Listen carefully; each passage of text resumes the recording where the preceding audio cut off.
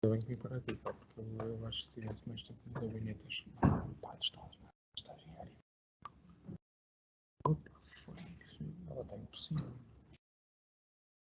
A Lígia está-se a passar, eu estou a passar e eu. Cá estávamos a falar. Ela para dar uns berros. Bem alto. Então, boa tarde a todos, obrigado pela vossa presença. Cá estamos para terminar hoje um ciclo dos encontros para a investigação. Digo terminar um ciclo porque neste período nós resolvemos associar a um momento de partilha de investigação produzida um momento de formação e por isso fizemos este compacto aqui todos os meses para não ficar muito distante a formação uma da outra, até porque tinham afinidade os temas uns com os outros. Então hoje terminamos este ciclo em maio. Depois, em setembro, quando recomeçarmos, voltamos ao formato clássico destes momentos de partilha com 2 estudos de investigação em todas as sessões. Hoje, mantemos que teremos um momento de partilha de investigação do nosso colega Rui Pinto e teremos um momento formativo com a investigadora Filipa Ventura, da Escola Superior de Enfermagem Coimbra da UICISA. A senhora enfermeira diretora dá-nos a honra de estar connosco. Eu, antes de dizer mais alguma coisa sobre aquilo que vamos ter hoje, vou dar a palavra. Muito obrigado.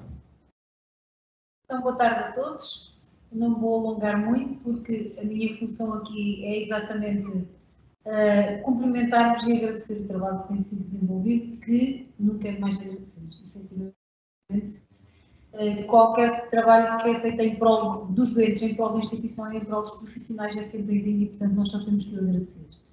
E hoje, aqui, o que eu quero mais uma vez é agradecer ao grupo, na pessoa do Sr. Marques, que é coordenador do grupo, e, portanto, na pessoa dele agradeço a todo o grupo e às pessoas e a todos os outros profissionais que não pertencem ao grupo, também colaboram com o Núcleo de Investigação em Enfermagem. Agradecer aos presentes que estão a assistir a esta sessão, agradecer ao enfermeiro Rui, que se disponibilizou para vir partilhar connosco a investigação que fez, que embora seja uma investigação de âmbito académico, ela foi feita no CHUC e, portanto, temos que a valorizar e temos que olhar para estes dados e efetivamente, estas situações são sempre boas para nós olharmos para os dados e perceber onde é que podemos melhorar. E é com certeza isso que vai acontecer no fim dele apresentar o seu trabalho. E agradecer à senhora investigadora também, Filipa Ventura, o facto de estar aqui connosco, porque, na verdade, se estamos a concluir um ciclo de estudos, faz todo sentido este tema que está aqui, que é como tirar proveito das recomendações científicas. Efetivamente, tivemos aqui um ciclo de estudos e hoje faz sentido fazer as conclusões e, nomeadamente, isto mesmo, como tirar proveito destas recomendações que foram estudadas e daquilo que foi estudado aqui ao longo deste tempo. E portanto, resta-me concluir e, mais uma vez, agradecer Obrigada, enfermeiro Marcos, e obrigada a todos aqueles que colaboram com nós. Muito obrigada a todos também. Obrigado, Sra. Enfermeira Diretora. Então, nós vamos seguir a ordem que está no programa. Vamos começar pela partilha do enfermeiro Rui. Já agora aproveito para dizer que esta área de investimento do enfermeiro Rui também coincide com uma área estruturante da UICISA e que a professora Anabela Salgueiro já nos contactou no sentido de estreitarmos cooperação nestas matérias, o que é sempre interessante, tem muito potencial. Também Conhecia muito superficialmente o enfermeiro Rui, mas já percebi do potencial para esta área de investigação. Já tenho carteira lá no serviço, 2 projetos que vou enviar para o número, muito interessante. Aliás, estamos a começar a ter um acréscimo de procura de há uns tempos para cá e que agora percebemos, nós chegamos a ter reuniões e que não tínhamos nenhuma orientação, agora não há quase nenhuma, e não tínhamos 2 ou 3 trabalhos para orientar, se calhar na próxima vamos ter 4. Porque é significativo que esta área de investigação, apesar de não ser algo que desperte o interesse de todos, está a despertar um interesse crescente, o que nos deixa particularmente satisfeitos. Então nós vamos ouvir a partilha do nosso colega, engenheiro Rui Pinto. Ele vai fazer a apresentação da sua investigação e depois, logo de seguida, nós teremos a apresentação da doutora Filipa Ventura e faremos as questões de aprofundamento e de discussão no final de uma vez só, isto é, tomem as vossas notas para que depois possam colocar as questões, sejam elas metodológicas, sejam elas de ampliação do sentido, de alguma coisa que queiram compreender melhor ou ter mais conhecimento, tomem as vossas notas para depois fazer isso no final, está bem? Ok, obrigado. Então, boa tarde a todos, bom trabalho. Então, boa tarde, agora é comigo. Antes de mais, o meu nome é Rui Pinto, já fui apresentado, sou enfermeiro da unidade hemodiálise dos hospitais da Universidade de Coimbra, aqui da nossa casa. E antes de mais, como já devem ter reparado, no nome do título que foi emitido aqui no respeito à divulgação do evento, o título está bem igual àquilo que eu estou a dizer. Na sua essência, a canalização segura de determinado exame físico e ecográfico em hemodiálise, mas eu quis trazer algo para vocês perceberem onde estamos e para onde podemos ir. A canalização hemodiálise sempre foi considerada uma arte, uma mestria dos enfermeiros, algo que não se consegue definir nem tão pouco quantificar. Aquilo que eu vos quero trazer aqui hoje é de que forma que nós podemos transformar essa arte e pensar essa arte e levá-la ao nível da ciência. Agora, aqui, só quebrar um bocadinho o protocolo, fazer uma pequena homenagem e dedicar esta pequena, singela apresentação àquilo que é a melhor diálise da Europa. Não temos nenhum prémio, nem qualquer tipo de qualificação que nos identifique como tal, mas foi a equipa que me ensinou nestes últimos 20 anos a mestria e a habilidade para ser perito em canalização. E a eles eu dedico, porque foram eles que ficaram a cuidar doentes quando eu fui estudar estas situações, foram eles que criaram espaço para que esta tese, esta dissertação de mestrado fosse criada. Por isso, a eles, muito obrigado, porque são e serão sempre a minha equipa e a melhor diálise da Europa para mim. Então, ao que nos cabe. Dividi esta apresentação em 5 pontos estruturantes. O acesso ao escolar. Depois vou apresentar os 3 estudos que tiveram na base da minha dissertação. O estudo 1, que é a validação do instrumento de apoio à decisão, precisamente para a canulação da fisiopatogenosa. O estudo 2, que é a aplicação deste mesmo modelo, depois de validado no dia da primeira diálise, no dia da primeira canulação, no dia da primeira implantação de agulhas no acesso ao escolar. E depois, no final, o estudo 3, a influência que estas canulações repetidas tiveram ao longo de 2 meses na morfologia da veia da fisiopatogenosa. No final, umas breves conclusões, uns take-home messages para ter. Então, comecemos então sobre o acesso ao escolar, onde eu vou fazer aqui uma pequena resenha para contextualizar todo o tema. A doença renal crónica tem elevada prevalência no nosso país.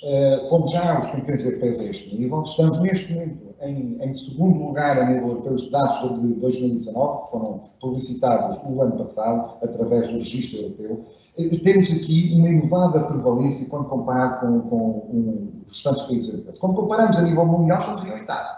Isto transmite aqui um grave problema de saúde pública, que é a doença renal crónica, que nos aflige muito mais aos povos do Sul, e em particular a Portugal, do que aos restantes países da Europa. Ora bom, como é que ela se trata? Para se tratar, existem, na sua essência, três tratamentos fundamentais. A hemodiálise, a diálise peritoneal ou o transplante renal. Existe um quarto, que é o tratamento conservador, mais dedicado a situações paliativas, que eu não trouxe aqui porque é residual no nosso país. Na essência, temos estes três tratamentos. Sendo que é precisamente na hemodiálise em que nós temos a maior fatia de doentes prevalentes com doença renal crónica. Então, isto são dados de 31 de dezembro de 2021, que são sempre demonstrados no Encontro Renal, no nosso Congresso Nacional, que será este ano em novembro no Porto, O ano passado foi em Vila Moura e tínhamos à altura 12.600 doentes em programa regular de hemodiálise convencional. Ora bom, para que se possa realizar este tratamento de hemodiálise, nós precisamos de um acesso, de um ponto de acesso à rede vascular da pessoa doente. E porquê? Porque precisamos de um elevado, um volume de sangue muito grande para conseguir processar o mesmo que o nosso organismo consegue. Então precisamos ou de um ponto de acesso a um grande vaso do nosso corpo, através de um cateter venoso central, ou então através de um acesso arteriovenoso que é construído cirurgicamente, que é uma anastomose, entre uma artéria e uma veia, normalmente localizada no braço não dominante da pessoa doente. E para quê? Para que depois de criada esta anastomose, a veia vai sofrer a turbulência de projeção do fluxo vindo da artéria, daquela pequena boca anastomótica, com cerca de 3, 4 milímetros, em que se vai transformar, vai se arterializar, vai passar num processo que nós designamos na gíria de enfermeiro espinhal, a maturação da fístula arteriovenosa, para que consigamos colocar duas agulhas. Uma para fazer sair o sangue, fazer passar no rim artificial, e a outra para devolver à pessoa doente depois de filtrar. Porquê é que a fístula arteriovenosa é um acesso tão importante? Porque é aquela que dura mais, efetivamente, é mais fácil de usar, e é aquela que tem menos custos associados de manutenção e, naturalmente, menos hospitalizações associadas. Isto faz com que a fístula arteriovenosa, dentro de todos os acessos vasculares para a hemodiálise, seja aquela que é considerada o gold standard dos principais guidelines de acessos vasculares para a hemodiálise. Isto faz que, não é que a fístula seja muito boa, as opções que nós temos além dela são muito piores, e então é por isso que é o gold standard. Ela pode, normalmente, tal como já disse, é criada no braço não dominante da pessoa doente, mas a criatividade cirúrgica pode nos levar a que sejam construídas anastomoses cirúrgicas nos mais variados locais do nosso corpo. Eu já funcionei pessoas no tórax, no abdômen, na coxa, na perna, onde for possível fazermos uma união em que a passagem de sangue arterial para a veia seja possível e compatível com o tratamento, pois assim será feito. Na maioria dos casos é feita no braço não dominante. Porquê? Porque temos a artéria, normalmente a radial ou a humeral, que é mais superficial e próxima da rede venosa, que é muito periférica no braço, em que se torna mais fácil a colocação das agulhas. Este slide é só para esclarecer alguns conceitos que vou falar ao longo da apresentação, para depois não parecerem estranhos. Toda e qualquer fístula depois construída tem um início e tem um fim. Nada dura para sempre. Algumas que duram minutos, outras que duram horas, anos, algumas décadas. E, infelizmente, décadas temos poucas. Ela depois de construída, depois de feita a cirurgia, temos ali um período, que é como já designei, um período de maturação. Esse período de maturação inicial normalmente vai até às 6 semanas. Findo este período, temos então a maturação primária atingida. Depois vai começar a sua utilização. A utilização nem sempre decorre da melhor forma. Acontecem infiltrações, hematomas, incapacidade de colocação da agulha de forma eficaz. Podemos ter efeitos de privação do débito com estenose, que nós chamamos de uma estenose do lado arterial, uma estenose inflow, e então demora até conseguirmos atingir uma maturação funcional, demora até atingirmos uma funcionalidade da fístula. É este percurso, é este período que nós designamos de maturação funcional. Quando ela é atingida, isto é, quando nós conseguimos colocar duas agulhas para estabelecer o tal circuito extracorporal, de forma sem grandes intercorrências e de forma a entregarmos a dose de diálise necessária à pessoa doente, então estamos, e por isso é que está aqui, no período que todos os enfermeiros têm as fístulas arteriovenosa. É o período de patência primária, em que elas estão a funcionar, estão a entregar a dose de diálise com o mínimo de dano possível à pessoa doente. Ora, esta patência pode durar muito ou pouco tempo, até que há de chegar a um ponto que ou é paralisada a fístula, ou temos uma falência completa do acesso, ou então é preciso fazer uma intervenção. Uma intervenção pode ser cirúrgica ou endovascular. A partir do momento que sofre a primeira intervenção, então entramos no que chamamos uma patência secundária, que é secundária à intervenção. Isto só para esclarecer estes conceitos. Ora, a pessoa prevalente em hemodiálise em Portugal, como vocês devem calcular, dado que a fístula arteriovenosa é o acesso vascular mais referenciado para é o nosso gold standard dos acessos, será de esperar que precisamente nos nossos doentes prevalentes seja o acesso que mais existe, e é verdade. Temos 73% dos nossos doentes, dos 12.600 doentes que temos em hemodiálise em Portugal, a realizar esse tratamento através da sua fístula arteriovenosa. Ora, seria de esperar também e calcular que aqueles que iniciam a hemodiálise também deveriam iniciar com uma fístula arteriovenosa. Mas isso tal não acontece. A grande maioria dos doentes que temos a iniciar hemodiálise em Portugal iniciam através de um catéter venoso central. E quando nós formos olhar e segmentar estes dados por região, vamos olhar para a nossa região, para a região centro, nós temos os piores outcomes a nível nacional. Ninguém consegue ser pior do que nós. Só a Madeira, mas a Madeira tem uma circunstância especial com a cirurgia vascular. Ninguém consegue ter piores outcomes do que nós. Isto é preocupante. Quando olhamos para os dados SUB, para a nossa unidade, nós sabemos que no ano passado iniciaram 2.349 doentes em hemodiálise. No ano passado não, há 2 anos. Estes dados foram apresentados no ano passado. Desses 2.349, 293 iniciaram aqui na nossa instituição. Isto quer dizer que o SUB é responsável por iniciar a hemodiálise a 12,5% de toda a população que iniciou a hemodiálise em Portugal neste ano. O que nos transmite aqui alguma responsabilidade. Porque temos forte peso de todos os doentes que iniciam. Ora, a questão que aqui se impõe é porquê? Porque é que nós somos responsáveis por uma tão grande fatia de doentes que iniciam a hemodiálise a nível nacional e temos tão maus outcomes? As respostas para esta questão é multifatorial, não vamos aqui dissecá-lo, não é propósito da minha investigação, mas, no entanto, eu gostaria de alertar para uma situação.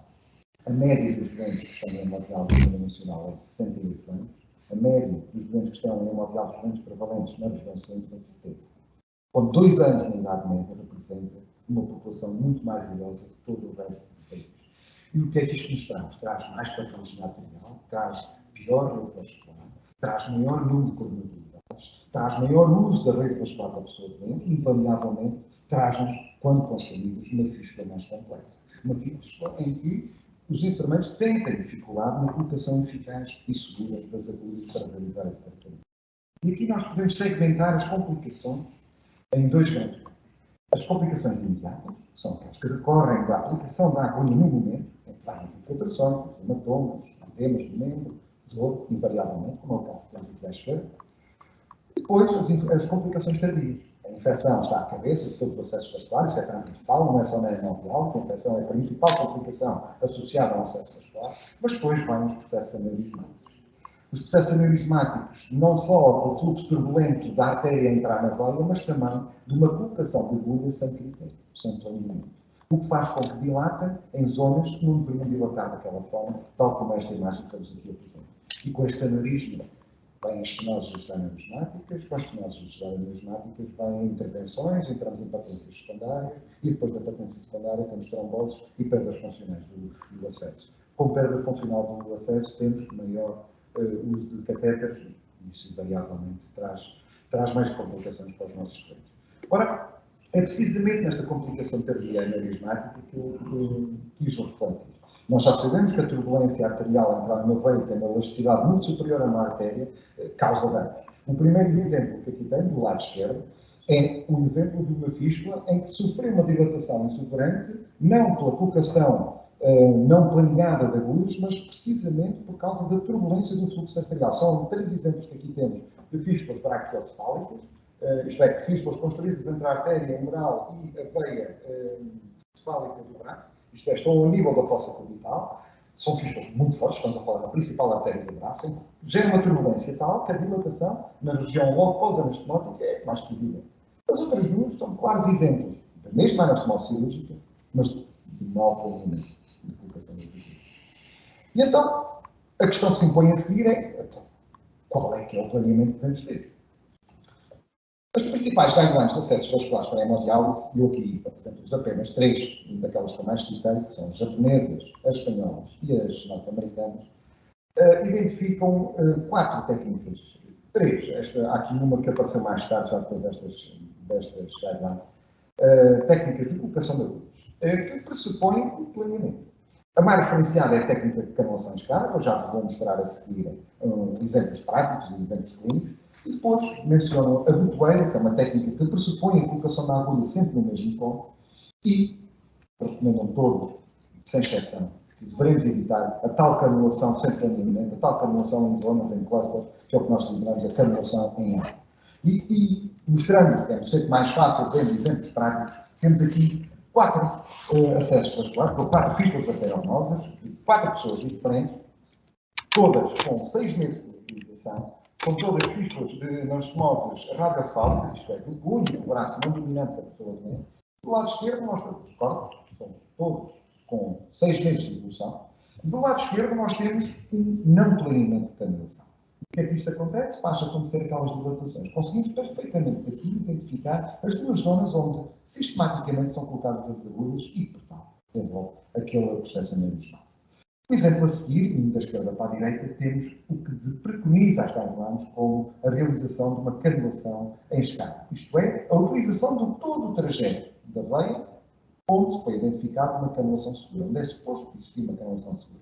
E o que nós vemos ali é um trajeto em filinha, parecem formiguinhas para ali acima, tudo cicatrizes das canulações realizadas. O exemplo a seguir é do toeiro, isto é uma colocação da agulha sempre no mesmo ponto, em que é necessário remover aquela crosta, porque é uma técnica que está identificada como maior potencial infeccioso, porque como é sempre colocado no mesmo local, temos que ter em atenção que poderá haver um arrastamento de matéria biológica ao longo do túnel que é criado desde a superfície da pele até à veia. No entanto, é uma técnica que traz grandes vantagens para fístulas com trajetos de canulação mais curtos, ou mais profundos, ou mais virtuosos, mas é algo que o enfermeiro, que quando prescreve esta técnica de canulação junto com a pessoa doente, tem de ter em atenção o seu autocuidado com a higiene pessoal. Não podemos referenciar uma técnica de canulação de para uma pessoa que, quando ela não é capaz, não é bem, temos que ter noção disso. A seguir, e por fim, apresento-vos a técnica MUST, que é Multiple Single Technique, que é uma técnica híbrida. Esta técnica foi inventada por enfermeiros portugueses, em Viseu. É uma técnica híbrida entre a botoeira e a escada, em que pressupõe utilizarmos um ponto sempre no mesmo dia da semana. Não sei se consigo pôr aqui o ponto. Peço desculpa. Bom, mas reparem aqui mais que temos 6 pontos. Penso que conseguem identificar bem. Ora, o primeiro que está de baixo será, e vamos imaginar que este doente realiza tratamento às segundas, quartas e sextas, será a primeira agulha à segunda-feira. Depois, o quarto ponto, será o primeiro dos 3 últimos, digamos assim, será para a outra agulha. Na quarta-feira vai ser o intermédio e na sexta será o último. Isto é, que este ponto vai repetir semana a semana. Ok? É uma técnica que tem menos risco infeccioso e, por tal, naqueles trajetos de canulação mais curtos, torna-se uma boa solução terapêutica.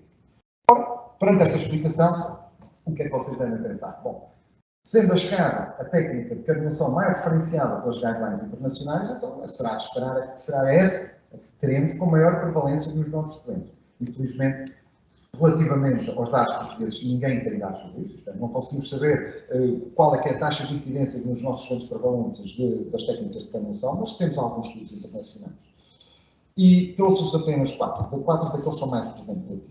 Um estudo europeu, realizado pela enfermeira Parisot em 2014, no qual fez um estudo observacional em 10.800 doentes, onde participou Portugal, eu ajudei na colheita de dados para este estudo, e aqui esta colega chegou à conclusão que nestes estudantes todos, onde se inclui também muitos estudantes portugueses, 65,8% dos doentes estavam a ser canulados em ano.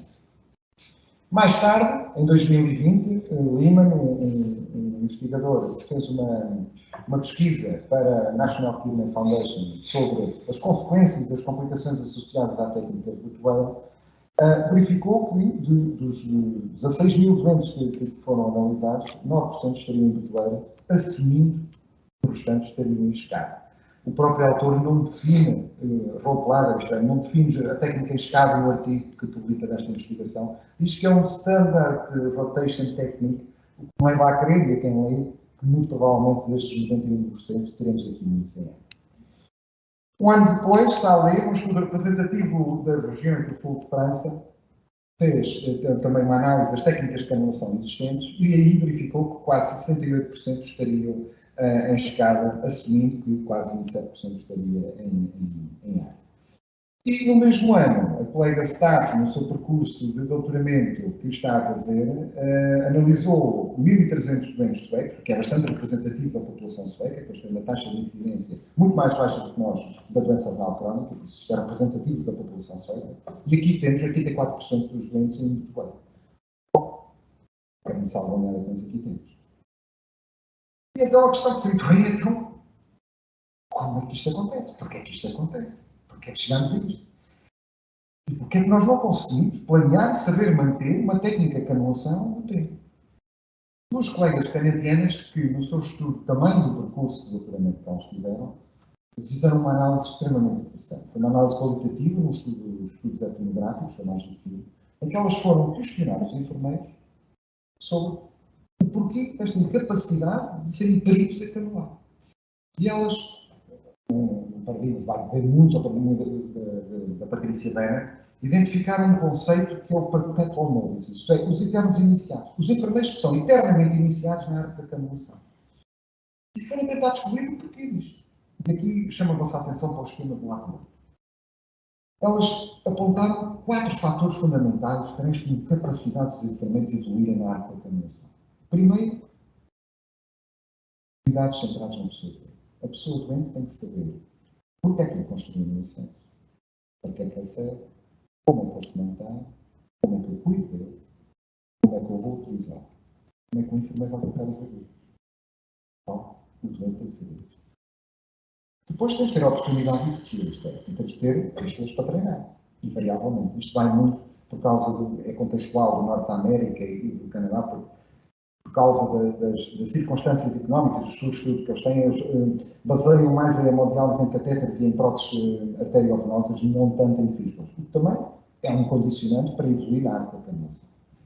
Mas o outro fator que elas identificaram é o nerve self-awareness, isto é, a autoconsciência do enfermeiro para a sua incapacidade de evoluir na prática da canulação. E isto tem de ser interiorizado. Isto é, temos que evoluir, temos que estudar para poder pensar e evoluir.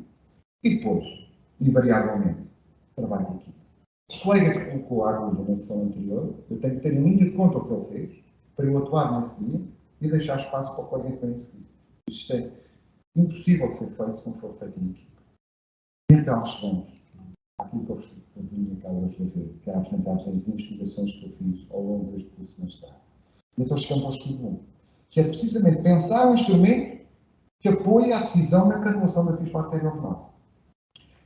Começámos por fazer uma revisão sistemática com análise narrativa de todas as guidelines de acessos vasculares e foram selecionadas 7. O motivo por qual selecionámos essas 7 porque são as únicas que têm nível de recomendação e nível de evidência de suporte. E então dessas 7, esta pesquisa deu asa a uma publicação, que já foi feita, juntamente com os meus orientadores e orientadores, no Journal of Vascular Access em 2021, e daqui eu consegui retirar quais é que são os campos que temos que avançar. Desde logo, temos que identificar na fístula os critérios de maturação inicial. Isto é, temos que aferir a maturação inicial da fístula. Só depois é que podemos avançar para a colocação das agulhas. E aqui, na maturação inicial, existem 2 grandes instrumentos, o exame físico e o exame ecográfico. Depois, a parte da canulação em si, do ato da colocação da agulha, aqui reveste-se normalmente de proteção para a infecção e de prevenção para a infecção. E, finalmente, a questão de educação para a pessoa doente. O doente, isto bem nas guidelines, e especialmente nas últimas guidelines americanas, são talvez as guidelines menos americanas como eu vos li, que são aquelas que, logo no seu início, nos primeiros parágrafos, dizem uma coisa tão deliciosa como isto. The right cannulation technique for the right patient at the right moment. Isto é a coisa mais personalizada que alguma vez um americano poderia dizer, que normalmente são identificados como sendo mais frios nestas questões. E então o que diz estas guidelines é que o doente deve ser instruído em como cuidar a sua fístula. E deve ser parte integrante na seleção da técnica de canulação.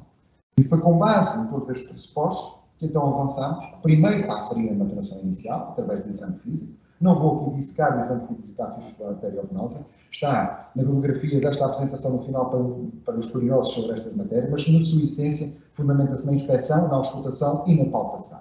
E depois, aferir a seguir ao exame físico a maturação inicial através do exame ecográfico, onde eu vou buscar as medidas de maturação. Estas medidas de maturação vêm já desde 2006, as primeiras guidelines das pedófilas norte-americanas, em que já na altura emitiram um parecer em que, a fístula ideal será aquela que terá no mínimo 6 semanas, ok? No mínimo 600 ml por minuto de fluxo de sangue a passar, de fluxo arterial a passar na veia, no máximo 6 ml de profundidade, porque além disso será difícil lá colocar na agulha, e no mínimo 6 ml de dentro.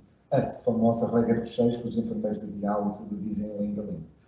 realmente são medidas que são muito boas para uma fístula, mas poucas são aquelas que eu tenho com estas características.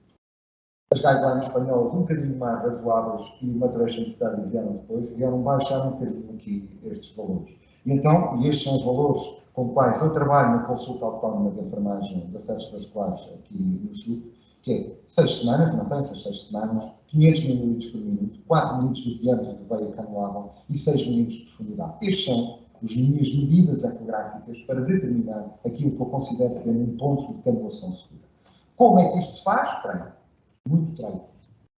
Fui ter formação em ecografia, invariavelmente, mas depois tive que treinar muito, porque a ecografia é um exame que é muito user-dependent e facilmente conseguimos chegar a valores que não são clinicamente corretos. Para quem estiver interessado sobre estas matérias, eu recomendo este artigo, Ultrasound Guide Cannulation of Dialysis Access Curve in Plaga, de Ruben Iglesias, de Barcelona, com o qual tive o privilégio de partilhar uma mesa, uma banca de trabalho de canulação ecoguiada no último Congresso Europeu. E ele, neste seu artigo, resume aquilo que o enfermeiro de hemodiálise precisa para fazer um uso razoável de ecógrafo para decidir a enfermagem. Desde logo, a canulação ecoguiada, explica como é que ela pode ser feita, que é em real time. E depois, que é aquilo que mais me interessa, a canulação ecoplanear, que é isso que eu faço na consulta. Depois do exame físico, utilizar o ecógrafo para planear a canulação segura, tendo em conta as características do vaso.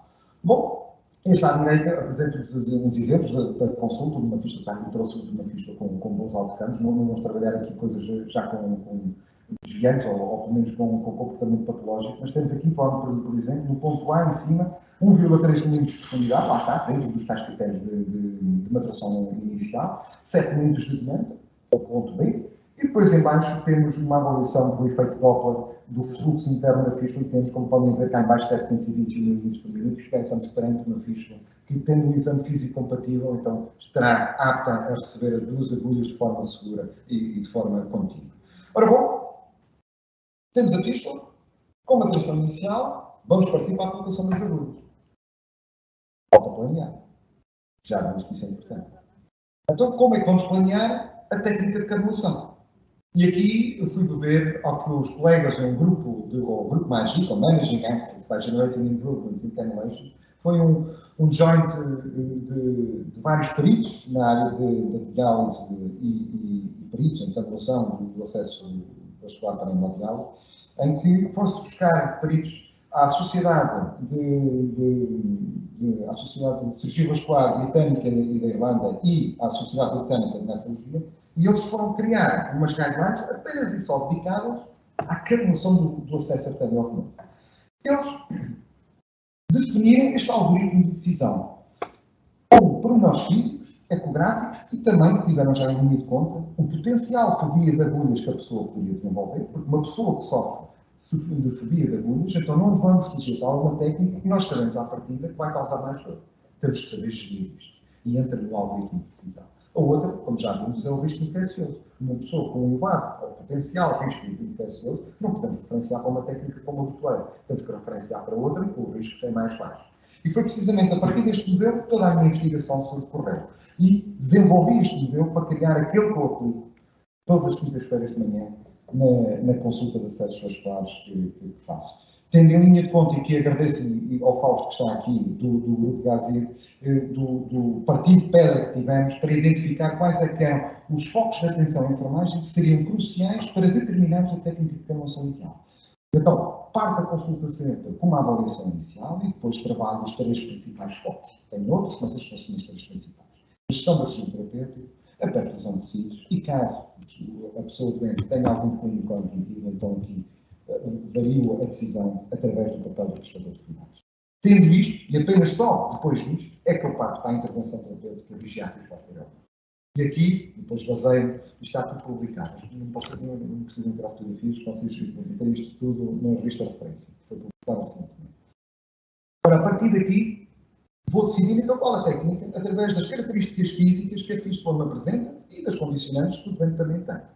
E então, o primeiro estudo é a validação do instrumento que dá apoio a este modelo de decisão. Foi construído e validado um instrumento com o propósito de decidir melhor na canulação da fístula recém-maturada. Então foi feito um método Delphi, uma primeira ronda feita em suporte de papel, foi distribuído por todos os juízes da investigação, e depois de recolhidos estes questionários, estes instrumentos, foi refeito e depois colocado online através do aplicativo Google Forms e foi reencaminhado novamente para todos os juízes, 27 juízes, 21 enfermeiros peritos em hemodiálise e em encarnação, 3 médicos e 3 docentes universitários, foi o grupo que constituiu estes 27 juízes, e este instrumento foi, então, os 4 campos fundamentais deste instrumento, é a avaliação física, a avaliação ecográfica, o esquema gráfico, isto é, a fotografia do acesso com as marcações que eu faço ao longo de todo o braço, e depois as observações finais, onde eu justifico o porquê da seleção daquela técnica de canulação. Foram definidos um índice de qualidade de conteúdo mínimo 0,8 e 0,9 como sendo bom, e depois uma concordância em termos de conteúdo esperada no mínimo de 90%, foi isto que foi para cada um destes conteúdos funcionais.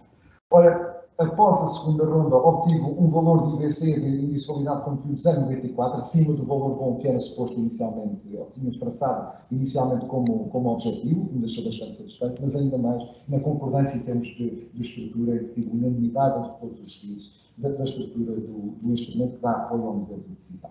Ora bom, este instrumento é este é um exemplo, isto é, temos aqui do lado esquerdo a avaliação inicial e depois a avaliação física, no porto intermédio todas as medições feitas em termos ecográficos, de Doppler, e depois à direita a fotografia do acesso às marcações, em que se define ali quais são os pontos de colocação segura das agulhas, e finalmente as observações onde eu justifico todo o encadeamento e todo o meu raciocínio para chegar à técnica de canulação e tal. Bom, temos modelo, vamos partir para a utilização. E aqui estamos ao estudo 2 nesta investigação. O estudo 2 foi a aplicação deste mesmo modelo no dia da primeira utilização, no dia da primeira canulação. E aqui surgiu outra questão, outra dificuldade. É como é que eu vou planear no futuro? Porque já percebi que uma das dificuldades é precisamente saber manter a técnica. E isto deu-me aqui algumas dores de cabeça. Existem unidades, e a foto do lado esquerdo vem das guidelines britânicas, em que uma das possibilidades que recomendam a utilização de folhas de acetato com marcações do trajeto canulável, onde estão os pontos considerados seguros para a colocação das agulhas. Há aqui vários problemas. Primeiro, o enfermeiro não se pode esquecer que existe aquela folha e tem que ir buscá-la antes de iniciar o tratamento. E às vezes a pressa de iniciar o tratamento é superior à necessidade de colocar bem a agulha. E é frequente coloca-se a agulha e depois é que vamos pensar onde é que poderíamos ter colocado. Gera canulações em área e temos as deformações que nós vemos. O outro grande problema é que isto é um acetato, com caneta de acetato, aqui o que não falta é produtos de base alcoólica. Ora bom, facilmente com manipulação excessiva e o álcool misturado, perde-se as marcações e tem que ser refeito, e depois quando é refeito já não é com os mesmos pontos.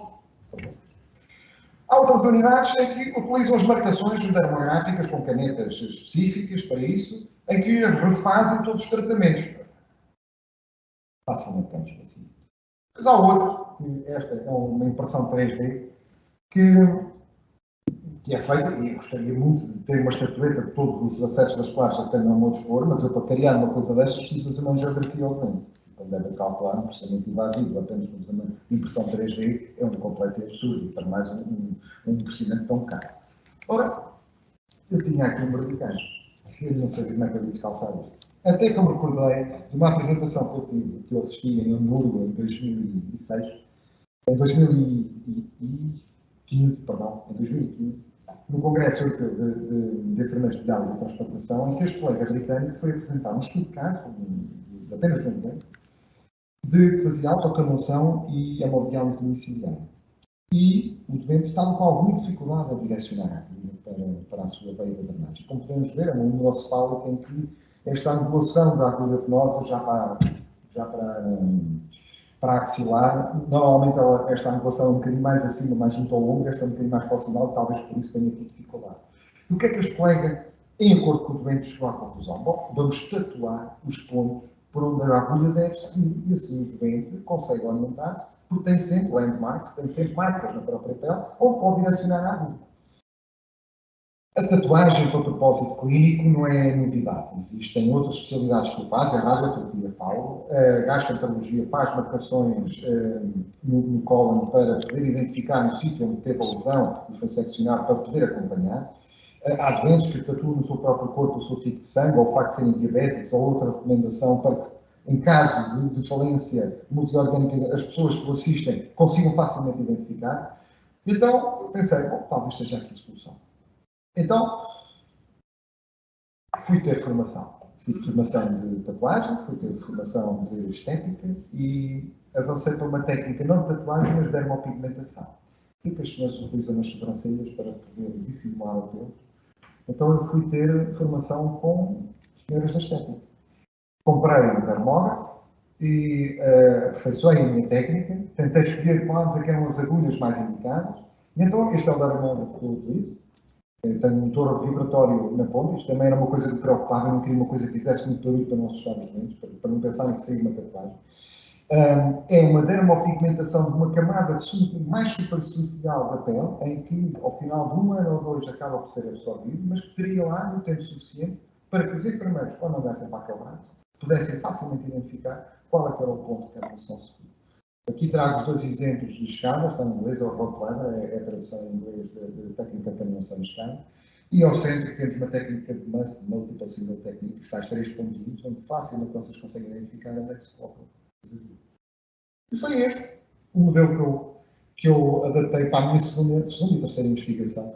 Neste segundo, o que é que eu pretendia avaliar? Bom, todos os doentes que iniciam hemodiálise na nossa instituição, depois é que são alocados a uma unidade periférica, uma unidade local, mais perto do local da residência. Se puder explicar um pouco. Mas vou tentar ser rápido. A questão de investigação para esta investigação 2 foi qual o contributo desta mesma proposta estruturada, que vem da consulta de acesso às classes, para a primeira utilização da fístula face ao método de uso, isto é, face ao método tradicional. Aquilo que existia era o doente chegar à unidade, era avaliado através de um exame físico sumário pelo colega que o acolhia e iniciava o tratamento. Aquilo que eu venho propor é, e este esquema representa bem, é que depois desta avaliação inicial deste acolhimento, que ele vai à consulta, é aplicado o modelo de decisão que foi validado e depois regressa ao mesmo enfermeiro, em que o doente já vai munido do tal relatório que eu já gerei e vai realizar a canulação com base neste mesmo relatório. Ora, o que eu pretendia aqui avaliar era, antes de ir à consulta, eu perguntei aos colegas, todos participaram da minha unidade, qual é que era a probabilidade de ocorrência de eventos adversos perante a sua sensibilidade, e depois de realizar a consulta e gerado aquele relatório, com base nisso, realizar as canulações, se eles acham que aquela ocorrência ou eventualidade de ocorrência de eventos adversos pode vir a acontecer na mesma proporção. Ora, fui comparar, desde logo, primeiro, o exame físico realizado sumariamente e o exame físico estruturado que foi realizado na consulta, e o que é que chegamos à conclusão? Que, através da conjugação entre exame físico e exame ecográfico, conseguiu-se verificar mais veias acessórias, isto é, a veia acessória é uma veia que parte da veia da drenagem principal, que tem capacidade para acomodar também mágoas, bem, aumentámos o trajeto de canulação segura e aumentámos, invariavelmente, o número de pontos para o qual aquela agulha pode ser colocada.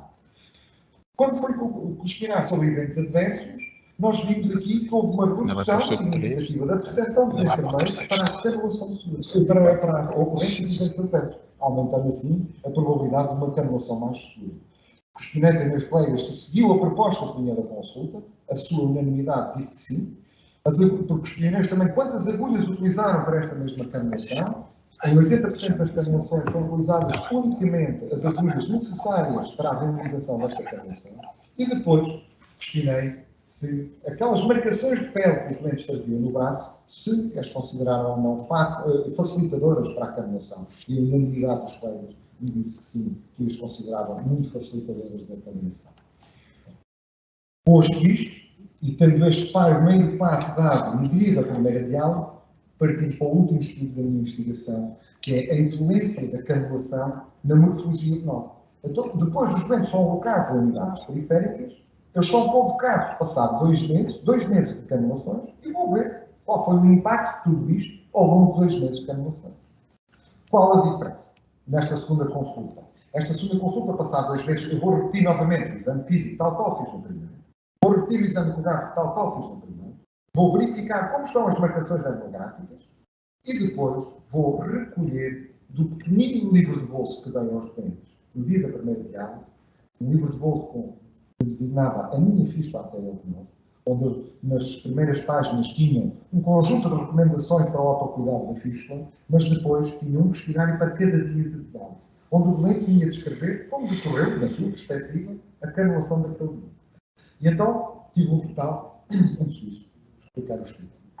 A questão de investigação. Qual a influência da técnica de canulação na morfologia da veia da fístula arteriovenosa nos primeiros 2 meses de utilização?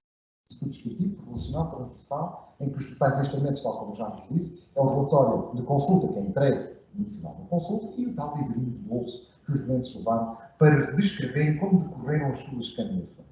30 pessoas doentes acederam a participar no estudo, geralmente mais homens, 67% de homens, com uma média de idade de 70,6, muito próxima da nossa média regional. Ora bom,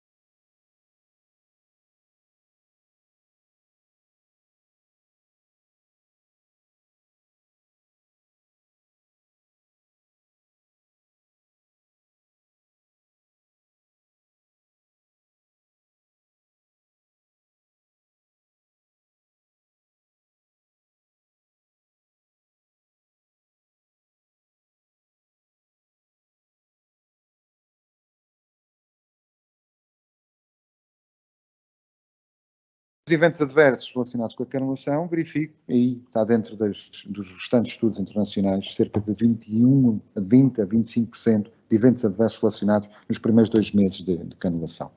Ora, perante esta tamanha quantidade de dados que tive, de 433 canulações e tudo o que eu recolhi dos dados do exame físico e do exame ecográfico, partimos para uma análise exploratória bruta de dados, em que visamos um cruzamento de todas as variáveis e chegamos a alguns resultados interessantes.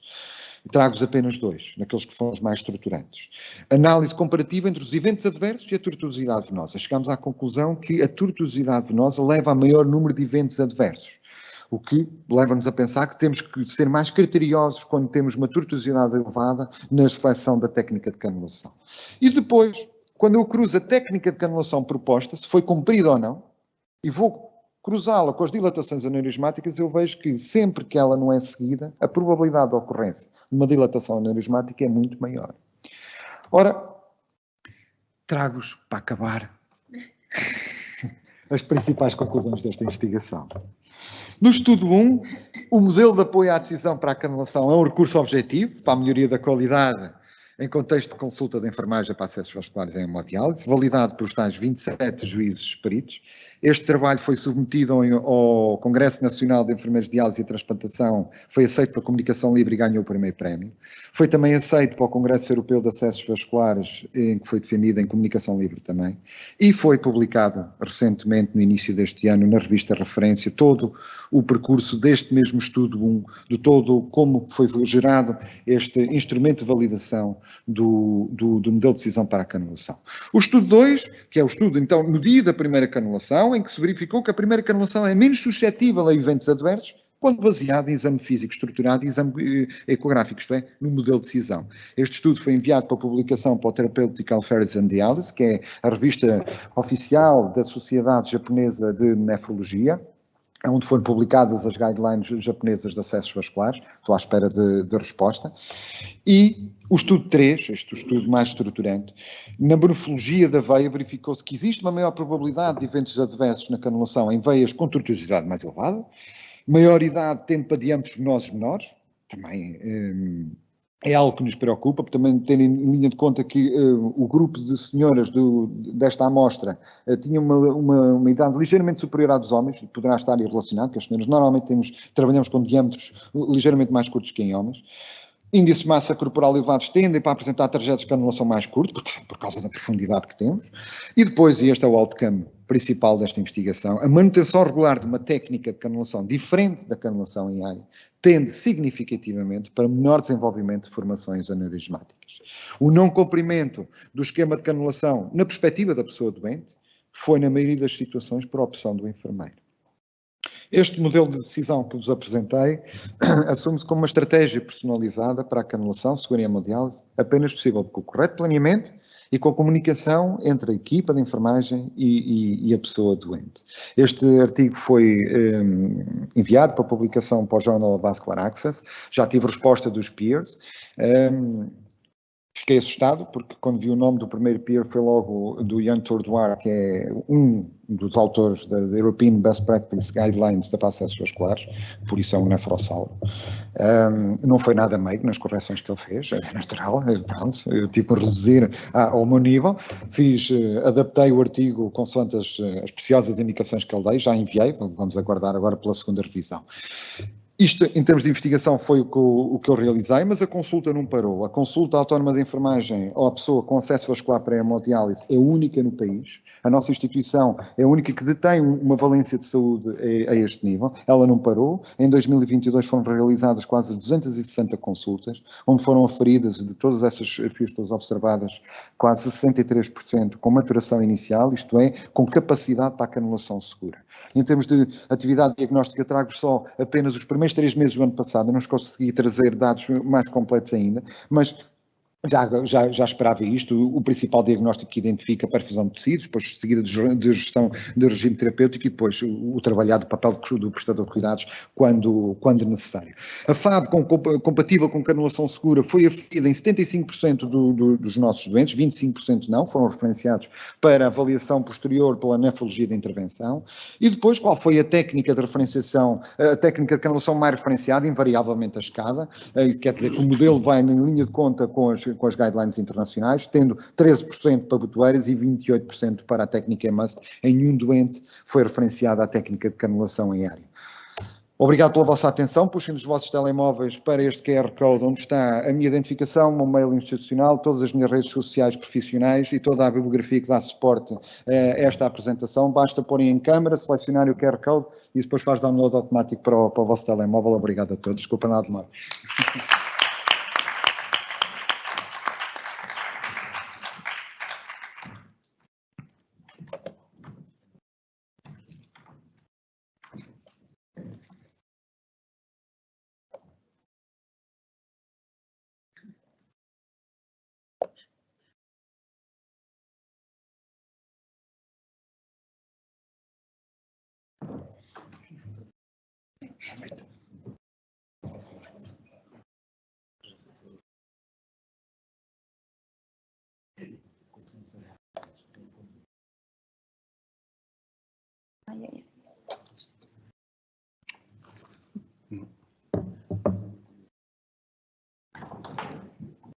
Eu não mexo, prometo.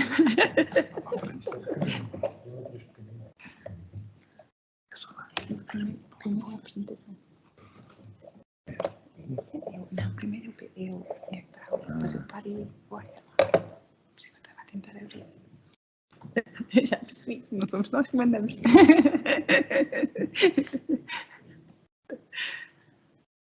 Ficamos sem mente. Acontece aos melhores.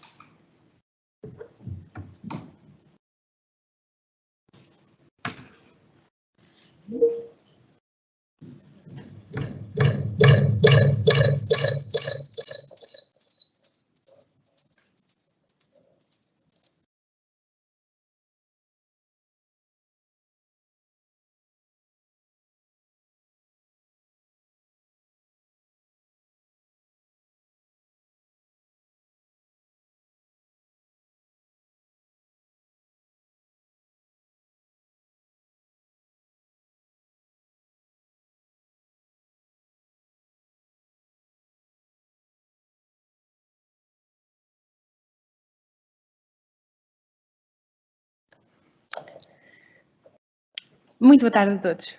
É um gosto enorme estar aqui de volta a esta casa que contribuiu em muito para aquilo que eu também sou hoje.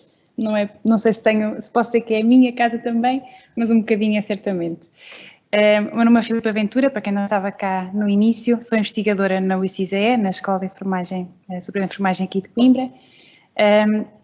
E quero agradecer muito ao enfermeiro Marcos pelo convite, é um gosto verdadeiramente estar aqui, e a todos que todas as vezes colaboram para a realização deste evento, que eu acho que é muito importante, acima de tudo partilhar num ambiente confortável e com caras conhecidas aquilo que nós sabemos e queremos saber mais para podermos crescer e desenvolver aquilo que é a nossa enfermagem. Então, olhem, desculpem, já percebi que a formatação está um bocadito, não está a meu favor, mas a ideia e o que está ali é então o título da nossa formação agora, portanto, partilhar a investigação e como aproveitar aquilo que são as recomendações científicas, como pô-las em prática. Então, deixem-me aqui. Portanto, a minha ideia então era começar por explorar o que é que são os critérios de qualidade científica, portanto, o que é que são estas coisas, quando é que os devemos considerar e porquê é que os devemos considerar. No essencial, eu acho que eles são a base daquilo que depois nos leva às tais recomendações e às boas recomendações e a podermos utilizá-las.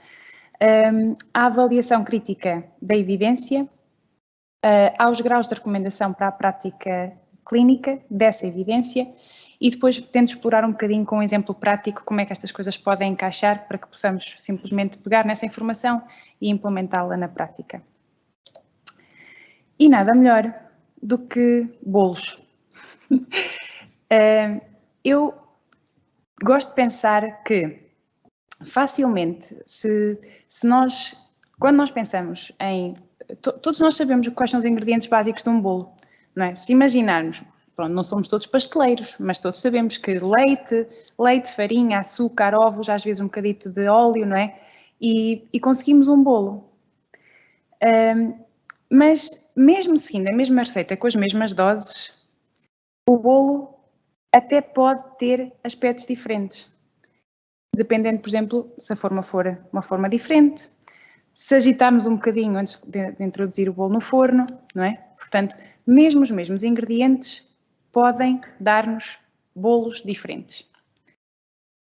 E a outra ideia é esta, um bocadinho ainda mais elaborada, que mesmo sendo ingredientes diferentes, cada um pode dar-lhe o twist que quiser, não é? Quanto mais habilidade tiver o pasteleiro, quanto mais específico for o contexto que desejar explorar, portanto, o problema que quer resolver, pode sempre colocar-lhe mais cor, pode simplificar, pode querer saber simplesmente a experiência profunda e simples que a pessoa tem, mas que é tão valiosa, pode querer colocar camadas, portanto, tem de haver uma receita.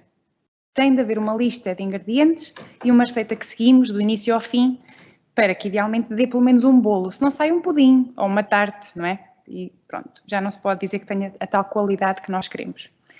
Então, para mim, estes critérios de qualidade em investigação e pronto, critérios científicos, para mim são sinónimos de sistematização, de processo, de completo, sempre de ser compreensivo, de se embarcar, digamos assim, todo o processo e todos os ingredientes. E de transparência, porque se nós seguirmos uma receita, ela está lá, visível para todos. Nós sabemos de onde é que partimos, como é que fazemos e onde é que chegamos. E é isso que depois a mim, outra pasteleira que vem e pega para fazer o mesmo bolo na mesma receita, me vai dizer que, ok, eu percebo o que aqui está, e se eu percebo o que aqui está, eu consigo também implementar isto no meu dia-a-dia. Portanto, estes critérios de qualidade científica são um conjunto de recomendações que devem informar e acompanhar cada fase do processo de investigação, independentemente do tipo de abordagem científica, e isto de forma a promover a produção de evidência que seja confiável, aplicável, consistente e imparcial. São estes os grandes 4 chavões.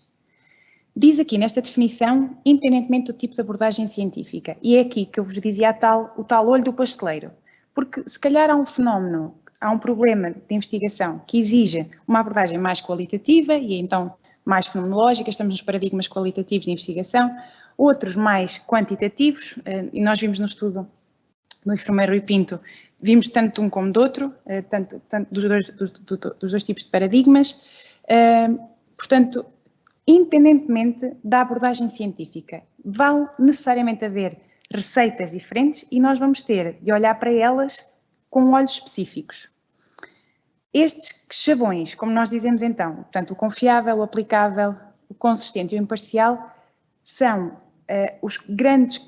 as 4 grandes áreas de critérios de qualidade que depois, dentro de cada um destes 2 paradigmas, e depois ainda há o do Mixed Methods, portanto, dos métodos mistos, que é um paradigma mais pragmático, mas dentro destes paradigmas main, digamos assim, estes 4 chavões poderão ter designações diferentes, mas o que eles significam é semelhante e pronto, eu não vou entrar muito em detalhe neles, porque senão não chego ao fim àquilo que é o suposto, àquilo que é o que nós queremos desta apresentação hoje, daria outra apresentação sem dúvida.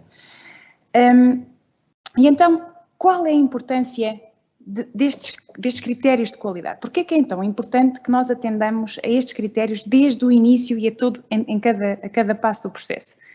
O que vos apresento aqui é aquilo que se chama a Leaky Research Pipeline, que em português é traduzido assim de uma forma, à minha forma, como uma conduta de investigação com fuga. E esta conduta é no sentido do oleoduto ou da linha de montagem.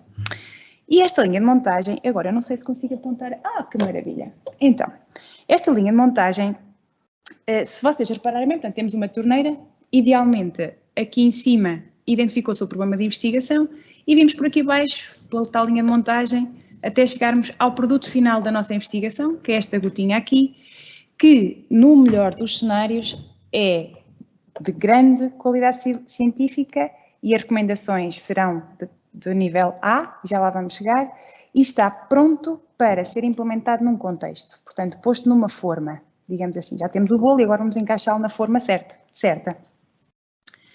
Mas então, o problema é que esta linha de montagem, nos últimos anos, tem-se vindo a perceber cada vez melhor, e o enfermeiro Marcos é mais expert nisto do que eu.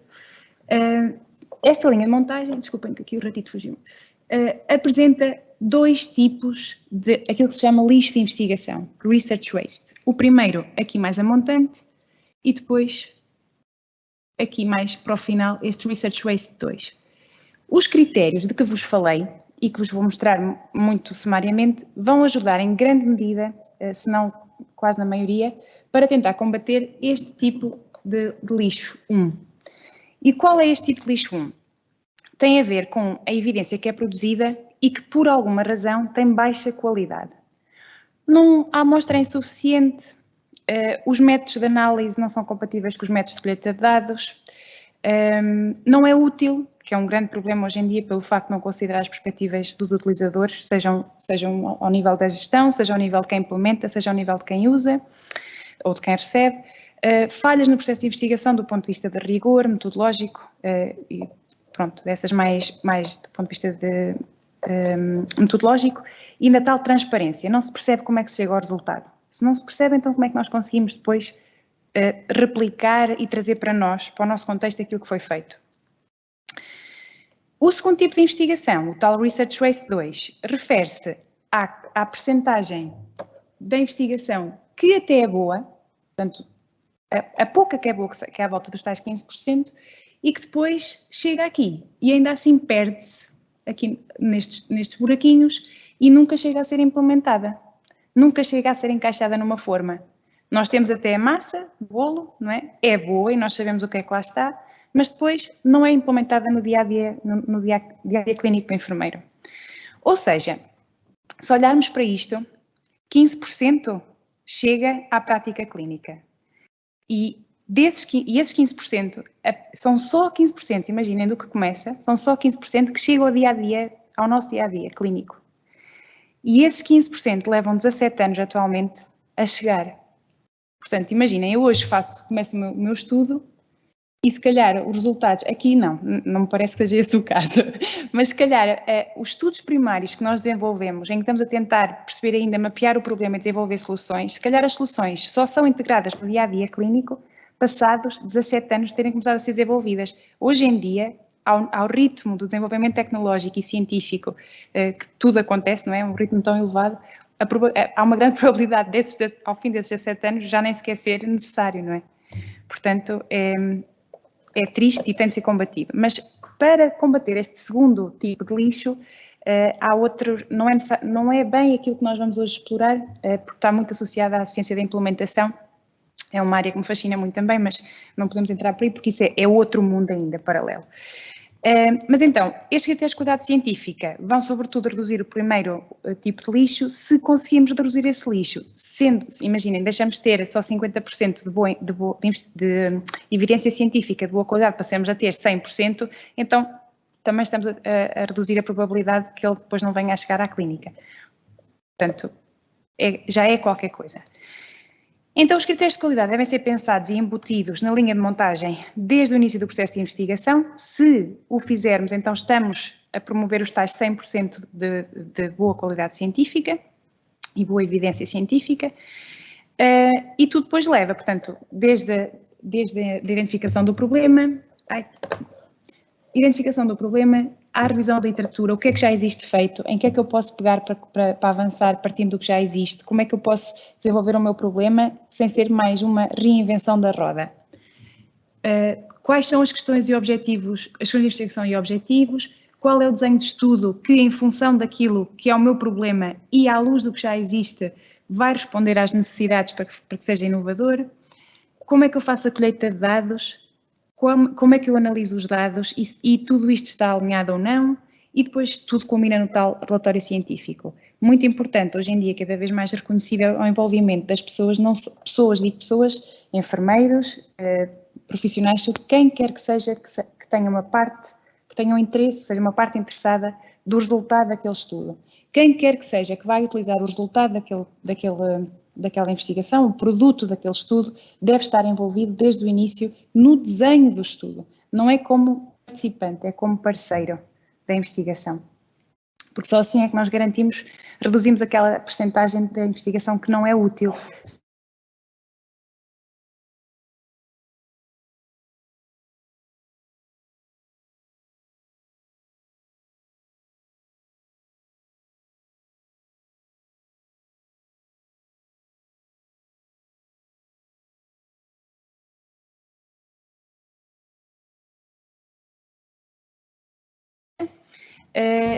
E permitem também fazer uma avaliação da qualidade individual desses estudos, sejam estudos primários, como é o exemplo dos 2 estudos do enfermeiro Rui Pinto, sejam estudos secundários, como é o exemplo do primeiro, da revisão sistemática, com a narrativa, a análise narrativa.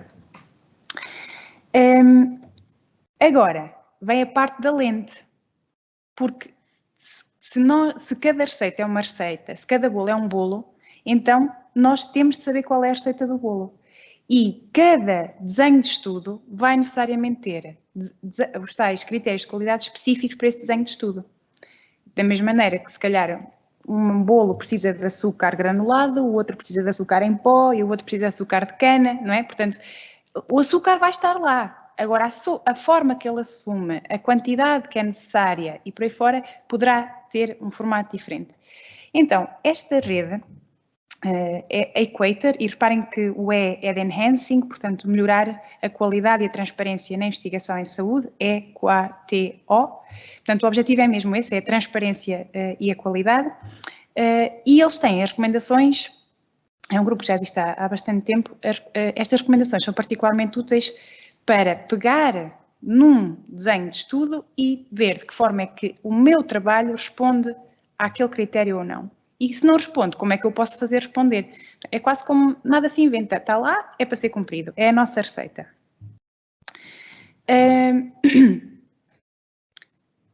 Se vocês repararem, isto é um print screen, depois tem aqui embaixo o link de acesso, mas tem isto, deste lado serão as guidelines de desenvolvimento do estudo e depois de como nós o reportamos no tal relatório científico. Algumas serão certamente conhecidas das vossas leituras, estas 3 primeiras são bastante conhecidas. Aqui este é típico e é bastante, o SRQR é bastante comum em investigações qualitativas que não têm um desenho muito específico. E depois, o que eu quero chamar a vossa atenção é que não se esgota nestes 10, 15 desenhos de estudo. Há pelo menos 550 guidelines para reportar estudos de investigação. Portanto, alguma não se inventa a mesma roda. Alguma há de existir aqui que responda às nossas necessidades. E se nós começarmos por preencher estes critérios, não há como a nossa evidência ser de baixa qualidade. Se nós respondemos aos critérios, se a nossa investigação responde àqueles critérios, ela será de boa qualidade, certamente. Muito bem, agora vou passar para este lado aqui. Portanto, o que eu vos falei até agora é da forma como nós temos, desde o início da nossa investigação, de contribuir para a boa investigação. Mas agora, o que eu acho que era suposto eu falar é de como é que nós podemos saber ou podemos confiar nos produtos de investigação de outras pessoas e trazê-las para a nossa prática clínica. Portanto, enquanto consumidores dos produtos de investigação, como é que eu sei que aquela receita foi cumprida ou não? Como é que eu sei que aquelas recomendações são boas e como é que eu depois as trago para o meu dia-a-dia clínico? Se são ou não de confiança, se são ou não de boa qualidade. Então, passamos dos critérios de qualidade para o desenvolvimento de um estudo científico e avançamos para a avaliação crítica, ou a avaliação crítica, digamos assim, e isto vai transformar-se num nível de evidência.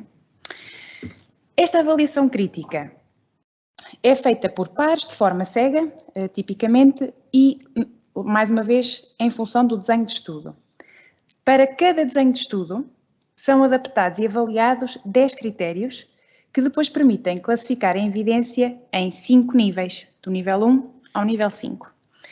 Serão tão mais confiáveis os resultados quanto mais baixo o nível de evidência. Isto é esquisito, mas já vão perceber, assim é mais fácil. Portanto, os tipos portanto, o nível 1, todos os resultados, a evidência que for classificada como nível 1 é aquela que é considerada de melhor qualidade. A que está na base é nível 5 e terá, portanto, é classificada logo à partida como tendo baixa qualidade.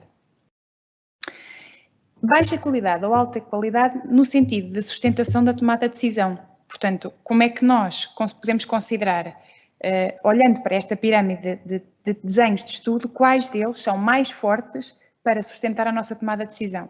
Se eu tiver um estudo randomizado comparativo, como o enfermeiro Rui Pinto tinha, de um grupo de controlo, mais ou menos, com outro grupo que havia aquela técnica específica, esse estudo é mais robusto, informa mais a minha tomada de decisão, se eu só tiver, comparativamente a um estudo em que eu só tenho uma observação ao longo do tempo de como aquele grupo que foi canulado daquela forma desenvolveu ou não os desvios da normalidade. As complicações. Portanto, e é só isso que nos diz qual é o mais forte, qual é o nível mais forte que depois nos permite pegar naqueles resultados e implementar. Isto vai ser verdade para toda a gente, isto vai ser verdade para alguns, e é nesse sentido que o nível 1 de evidência é mais forte para a nossa tomada de decisão. e vocês veem que são estudos experimentais, estão logo no cimo, portanto, grupos em que têm aleatoriamente permitem a comparação, e depois chegamos cá em baixo ao fundo e temos a Expert Opinion. Eu vou voltar a isto porque eu acho mesmo muito interessante, nem todos conseguem fazer RCTs e ainda assim o nível já está previamente classificado como sendo 1 ou 5. Porquê que então isto é importante? Antes de avançar, estas ferramentas, em função dos tais tipos de estudo, destes tipos de estudos todos estão aqui a azul, vocês podem encontrar para cada tipo de estudo, nesta página da JBI, ferramentas específicas de avaliação com os tais 10 critérios. Cada ferramenta tem uma checklist com 10 critérios, está dividida em sim, não, ou não unclear, é como se diz, não está claro, e depois calcula-se a percentagem e chega ao 10. Eu não tenho qualquer comissão com a JBI, é importante dizer isto. Há outras ferramentas como a Cochrane, a própria Grade, que já vos vou mostrar, também permite fazer este tipo também permite acesso a ferramentas e até já aos resultados. Eu parto da JBI porque para o enquadramento e alinhamento pedagógico, digamos assim, que eu tentei dar à sessão, no final eu tenho um exemplo prático e dos outros eu ainda não tinha. E como tinha pouco tempo, achei que era o mais simples, mas pronto, acho que é só essa ressalva. Há outras ferramentas, esta é bastante pedagógica e pronto, e também é usada pela casa e disponível e portanto achei que era o indicado. Portanto, se até aqui estávamos a avaliar a qualidade da evidência, agora passamos para quase que a qualidade dos resultados. Quão forte ou quão confiante podemos nós estar daqueles resultados transformados na prática, quão forte podemos nós estar que aquelas recomendações são mesmo aquelas que nós vamos então utilizar no nosso dia-a-dia. E, portanto, tendo em conta o risco de viés que analisamos logo à partida a checklist de cada desenho de estudo, da tal receita do Equator.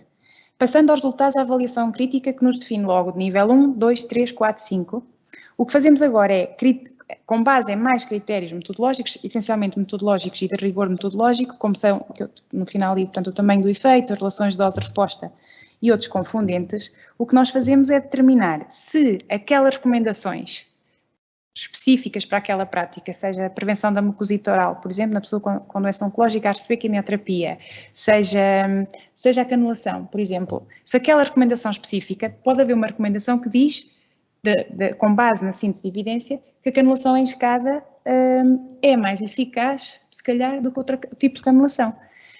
E vai-nos dizer se essa recomendação é forte, e então é um sistema binário, portanto categoriza em forte ou fraco, A ou B, com base nos estudos primários e secundários. Portanto, este sistema, o GRADE, e também tem o link, o objetivo final é permitir de forma transparente e clara, de fácil interpretação ao utilizador final, seja ele o utente na tomada de decisão, seja ele o enfermeiro, permitir perceber se aquela recomendação que vem naquele artigo é forte ou fraca, se eu a devo trazer para mim e para o meu dia-a-dia, ou ainda devo esperar mais algum tempo até que haja outros estudos primários que a venham reforçar ou refutar. Agora, a questão é, onde é que nós encontramos estas coisas e como é que as aplicamos?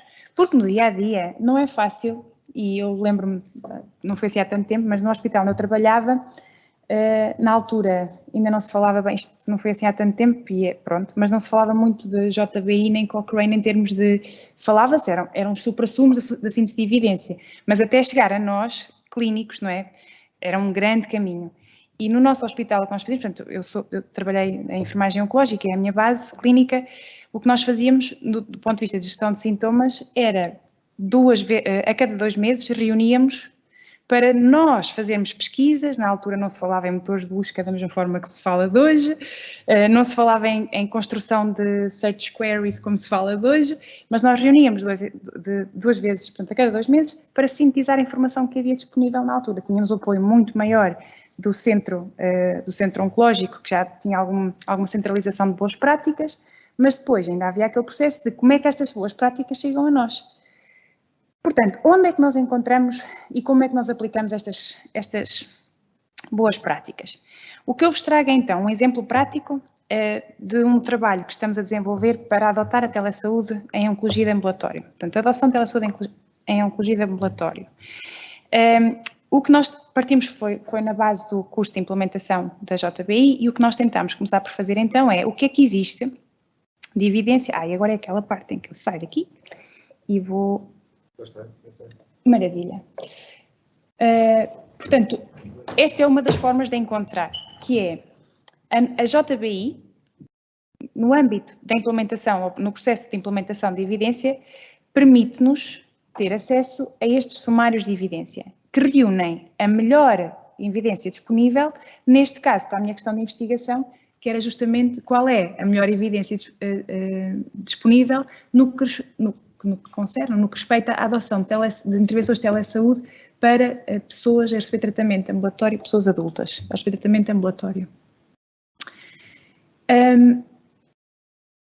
E eu vou começar pelo fim, portanto, esta era a minha questão de investigação. O que eles fazem é uma pesquisa devidamente, uma pesquisa sistemática para chegar a estes resultados, e eu vou-vos mostrar aqui a minha lista de referências. Tipicamente, nós pensamos, ok, vão fazer um scope de tudo o que é intervenções, não é? Específicas, neste caso, de telesaúde, no contexto específico, no setting que é a oncologia de ambulatório, e a pessoa, portanto, será a pessoa com doença oncológica. Mas reparem, eu só tenho 6 referências. Ou seja, a revisão de literatura que eles fizeram, tal como o enfermeiro Rui fez, para me dar este sumário de evidência, só incluíram 6 referências. 6 artigos. E agora vamos ver o que é que eles disseram. Para cada artigo, eles fizeram uma súmula. Estão a ver? Isto era o nosso trabalho no tal grupo que reunia a cada 2 meses. Pronto. Nunca nós fizemos isto de forma tão sistemática. Nós não sabíamos como é que isto se fazia. Tínhamos motivação, interesse, amor à camisola. Mas então o que é que eles definem? Eles fazem a análise, portanto, a primeira é uma revisão sistemática e dizem-nos, ok, isto é nível 1. É uma revisão sistemática. Estão a ver? Não é um RCT, mas consideram nível 1. Porque provavelmente tem aqui estudos randomizados controlados, ensaios clínicos randomizados controlados, a amostra deve ser alta, por aí fora, daqueles critérios de rigor científico que aumentam a credibilidade e a tal transparência, a fiabilidade. Passamos ao segundo. Desculpem. Temos aqui uma Scoping Review of Reviews and Professional Guidance. Isto já é interessante. A tal Expert Opinion aparecia na base da pirâmide, como nível 5. Mas aqui, esta Scoping Review, que é considerada de nível 1, está aqui em cima. Reviews, portanto, é quase como se fosse uma umbrella review, e considera ainda Professional Guidance, que para mim é dos elementos essenciais, mais importantes a ter em conta quando vamos pegar numa boa recomendação e numa recomendação científica para implementar no nosso dia-a-dia. Não está acima dos estudos primários, mas tem de estar a par com os estudos primários, na minha opinião. Terceiro ponto, terceiro estudo, nível 4, Cross-Sectional Multicenter. Multicenter é um critério de rigor alto, apareceria alto lá em cima. Ainda assim, o nível de evidência é 4. Saltei aqui o nível 2, que é um quase experimental, que está de certo com a tal pirâmide. E depois aqui o nível 4, é Prospective Observational, é o tal caso em que nós acompanhamos ao longo de um tempo, ao longo de um período de tempo, acompanhamos aquela pessoa e vamos descrevendo, ou aquele grupo de pessoas e vamos descrevendo. Portanto, nível 4. E isto foi o que eles fizeram em termos daquela avaliação da evidência. Avaliaram nos tais níveis de 1 a 5. Aquela avaliação crítica. Estes níveis dizem-nos a quantidade de viés que haverá aqui, não é? Em termos de quão controlado é o resultado que nós obtivemos. E depois descrevem aqui, e isto é engraçado, porque aqui está a parte objetiva, aqui tem a parte subjetiva. Apesar de terem dado lá uns 3 e uns 4 pelo meio, é engraçado porque eles dizem a High Quality Systematic Review, a High Quality Scoping Review, e eu acho que é por aqui que eles deram o tal nível 1. A High Quality Quasi-Experimental, este era o tal que tinha um nível mais baixito, e depois os outros High Quality, o último aqui é o Moderate Quality, é o tal que tem o nível 4. 3, digo. Com base nesta avaliação crítica e na súmula que eles fizeram dos resultados anteriores, O que me deram a mim para, de certa forma, promover a adoção de telesaúde no tal setting de ambulatório de oncologia, foram estas recomendações. E associada a cada recomendação, identificaram grau A, grau A, grau A, grau A, grau A, grau B, grau A. Ou seja, são 10 recomendações no total, todas elas são fortes. Portanto, são coisas que deviam estar a acontecer. A B, ainda não há muito sumo a sustentar esta boa prática ou esta recomendação. Haverá certamente no futuro, quantos mais estudos primários vierem. Querem fazer alguma questão? Que eu vou sair daqui agora, vou passar aqui, não? Então, voltando, se eu conseguir aqui a apresentação, eu acho que consigo. Isto aqui é muito high-tech. Boa. São estas as tais recomendações. Portanto, posto em português, só a penúltima, que era o tal B. A primeira é que, e são coisas que vocês vão ver, que são bastante simples e até como é que é possível que não se faça isto, não é? Mas então, para que haja um serviço de telesaúde e que seja adotado tanto pelos profissionais de saúde como pelos utentes, diz-nos o sumário de evidência, portanto, a melhor evidência disponível, que a organização de saúde deve ter uma política e procedimento de telesaúde, é o critério número 1, que os utentes devem receber um dispositivo para participar em intervenções de telesaúde, acontece em todos os hospitais de Portugal, não é? No Serviço Nacional de Saúde. Os profissionais de saúde devem receber formação e treino sobre os dispositivos e aplicações digitais usadas para as intervenções de saúde. Pergunto-me aqui na sala, não somos muitos, mas quantos é que já fizeram o RSE Live, a formação do RSE Live, por exemplo? Os profissionais de saúde identificam barreiras potenciais à telesaúde para cada utente e depois o que eu fiz, já lá volto. Os profissionais de saúde, critério número 5, abordam e solucionam, porque se eles só abordam, também não acontece grande coisa, não é? O facto de eu abordar, então tem dificuldades e depois não as resolvo, não ajuda a que seja adotado, não é? Quaisquer barreiras identificadas para o utente, o custo das intervenções ou consultas de telesaúde é descrito aos utentes, caso exista, como são pessoas com doença oncológica, não há custo associado. Uma pessoa dedicada para suporte tecnológico deve estar disponível na instituição. Suporte tecnológico à telesaúde. Não estamos aqui a falar destes senhores que nos estão aqui a ajudar com as apresentações e com o Teams e assim. Primeiro, estas recomendações parece que caem no vazio, certo? Como é que isto se aplica depois aqui em Coimbra? Como é que isto se aplica aqui no CHUC? Como é que se aplica nos serviços aqui à nossa volta? Qual é a diferença entre os cuidados de saúde primários, por exemplo, e os cuidados diferenciados num hospital? Uma consulta externa? Ou um hospital-dia, como seria aqui o caso. Depois falam aqui em profissionais de saúde. Quem são os profissionais de saúde que estão aqui envolvidos? São todos os que estão em contacto com a pessoa? São só os médicos? São só os oncologistas? Os radiologistas? Qual é o propósito? E estas barreiras, identificar as barreiras. Eu posso perguntar, quais são as suas barreiras? Isto não vai fazer com que a pessoa diga quais são as barreiras. Eu posso perguntar ao profissional de saúde quais são as suas barreiras para adotar a telesaúde. O que é que identifica como problemático? Mas, não é? Ficamos assim. Então, o que nós depois fazemos é voltamos aos estudos primários ou revisões de literatura que geraram estas recomendações e tentamos perceber identificar quais são estas barreiras, tentar esmiuçar estes conceitos que aqui ficam latos e caem um bocadinho no vazio. E depois, na minha opinião, a tal questão que eu acho que o enfermeiro Rui encaixou muito bem, que é, uma coisa onde é que lembra-se, a questão aqui era, onde é que nós vamos buscar esta informação? Para mim, e eu achei muito interessante na apresentação do enfermeiro Rui, porque, e no mestre, não é, temos de dizer mestre, porque disse várias vezes, por exemplo, agora no final, quando falou da publicação que recebeu os comentários do revisor, o primeiro revisor é o supra-sumo da coisa, não é verdade? É o expert, é um dos. Isto é uma das questões.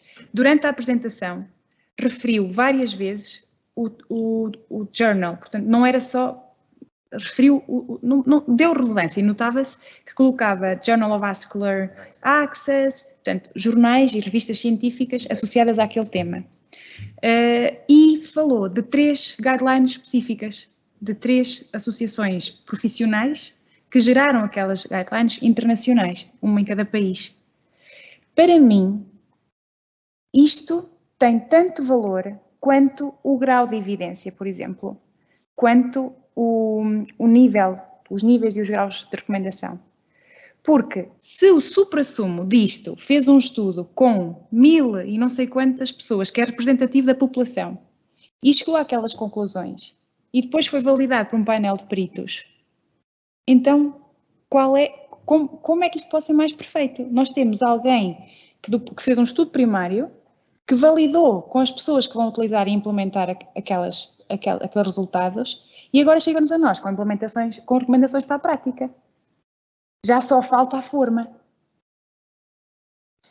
Portanto, para mim, para além daquele sumário de evidência, eu fui ainda, que vem da JBI, que faz o belíssimo trabalho de tirar o sumo de tudo o que é estudos primários e relevantes para aquela questão de investigação, eu vou sempre e vou ainda pesquisar nas associações, nas organizações profissionais. Em Portugal, para mim, seria a Associação de Enfermagem Oncológica Portuguesa, que ainda está em crescimento do ponto de vista de guidelines e boas práticas, mas a nível europeu há a ESMO, há a IONS, para a enfermagem em concreto. Esta aqui é americana e pasmo meu quando vejo que até há standards, portanto há normas da ASCO, que é a Associação Americana de Oncologia Clínica, sobre telesaúde. São 10 páginas de tabelas com requisitos para o doente, o profissional de saúde e a organização. Portanto, o que eu pensava que ia ser um estudo de 6 meses, está a ficar um bocadinho mais complicado e mais duradouro no tempo. E depois, o que é que há a nível nacional? E há, é verdade, eu tive a felicidade de participar um bocadinho neste grupo, o trabalho já estava em andamento quando eu entrei, mas a lógica foi a mesma, que é parte de uma revisão sistemática de literatura, aquilo que a JBI faz muito bem, já com classificação, que dá imenso trabalho, e particularmente esta parte das categorizações nos níveis e depois a categorização por grau de evidência, portanto as tais recomendações fraco-forte, consomem muito tempo, porque cada estudo tem de ser visto por 2 pessoas, e depois juntam-se, e depois discutem, e depois por aí fora. Este trabalho aqui foi o mesmo princípio, portanto, revisão de literatura integrativa, tira-se o sumo, desenvolvem-se recomendações, desenvolvem-se questões práticas e depois valida-se com painel de peritos. 3 rondas. Eram 21 pessoas, eram 21 juízes, que eu achei muito interessante. 21 juízes que validaram estas recomendações. E aqui está, mais um exemplar. Então, onde é que eu coloco isto em relação a tal grau de recomendação, em relação a tal nível de evidência? Isto é ouro. Porque os outros são de outros estudos primários, noutros contextos. Este foi desenvolvido cá em Portugal. E é o nosso contexto português, de acordo com as nossas regras, de acordo com a nossa legislação, e específico para a enfermagem. Portanto, mais uma fonte de recomendações. E depois a nossa SPMS, que até nos diz o que é que nós devemos fazer e o que é que as organizações devem fazer do ponto de vista, se querem adotar telesaúde, não é? E se querem embutir na cadeia de cuidados rotineira, como é que nós podemos fazer isso? E é uma grande salganhada, não é fácil, não é mesmo nada fácil. E para-se logo em questões práticas e concretas, como o sistema de documentação, como o sistema de agendamento, do formato, se queremos porque é que uma consulta de enfermagem à distância não é semelhante a uma consulta, não pode ser semelhante do ponto de vista de registro e de agendamento comparativamente a uma consulta médica à distância.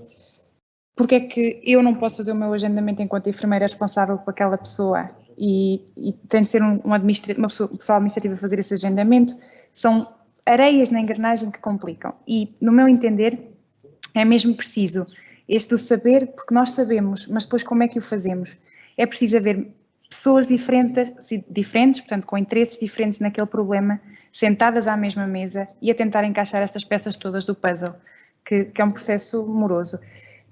À semelhança daquilo que nós tínhamos no hospital onde eu trabalhei, eu acho mesmo, e acho que o núcleo tem aqui um papel muito importante nesta tarefa em específico, nesta atividade.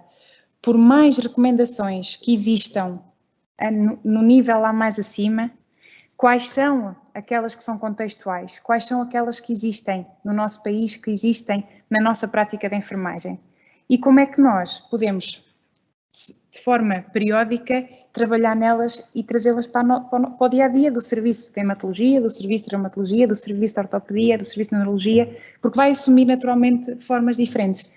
Esse trabalho de transferência não é trabalho para um enfermeiro no seu dia-a-dia clínico, não há espaço para isso, não há. O enfermeiro no seu dia-a-dia clínico tem a obrigação de dizer isto não está a funcionar e eu não estou satisfeito com isto.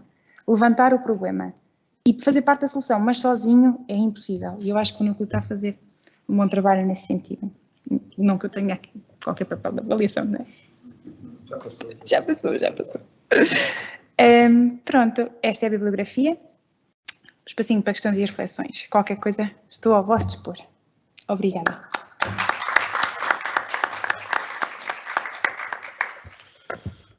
Muito obrigado a ambos e também aos resistentes, não é? Porque a hora vai passando e a maioria ainda vai ficando. Têm a oportunidade de colocar as vossas questões de aprofundamento, alguma coisa que gostassem de saber mais ou também alguma questão metodológica que queiram colocar. Sinta-se à vontade.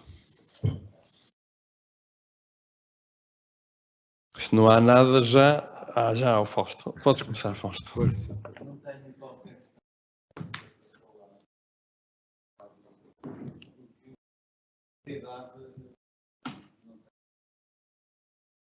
Mas, na verdade,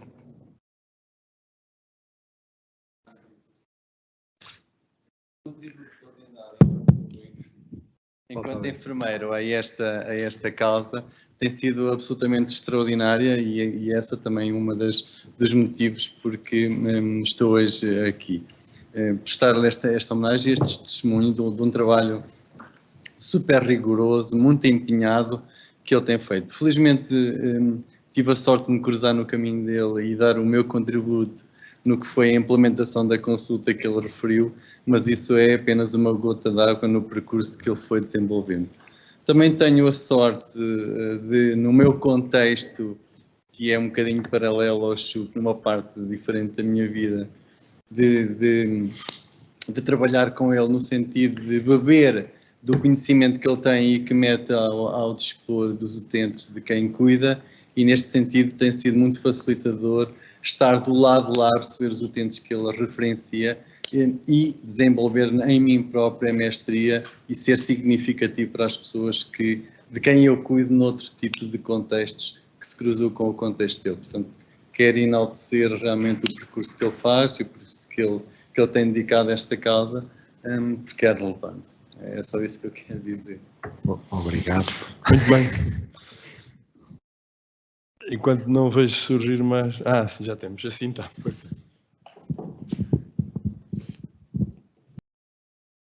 Então, boa tarde, Rui. Boa tarde, professora Filipa. Filipa Ventura. Né? Obrigada pela clareza da sua apresentação. Mas agora digo algumas palavras ao Rui.